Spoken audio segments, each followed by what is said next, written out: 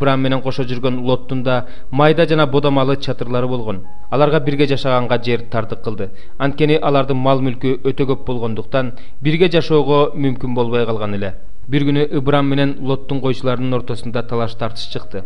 Ал жерде ошол кезде канаандыктар менен периздиктер жашап турушкан эле. Ошондо Ыбырам Лотко мындай деди: "Сен экөөбүздүн малчыларыбыздын ортосунда чыр-чатак болбосун. Анткени биз тууганбыз. Мына, бардык жер сенин алдыңда.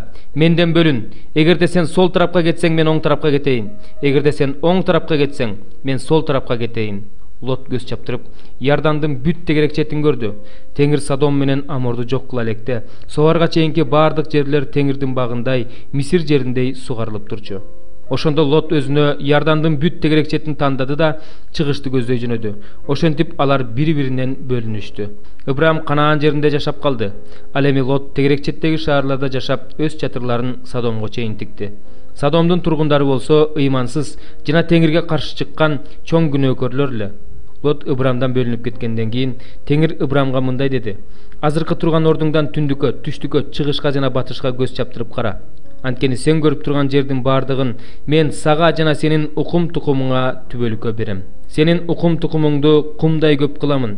Ким кумду санайлат? Эгерде ал саналса, анда сенин укум тукумуң да саналат. Тургунда, мына бул жерди узун туурасынан аралап чык, анткени мен аны сага берем." Ыбырам чатырын жыйнап, Хеброндогу Мамрей деген эмен токоюнун жанына барып жайланышты.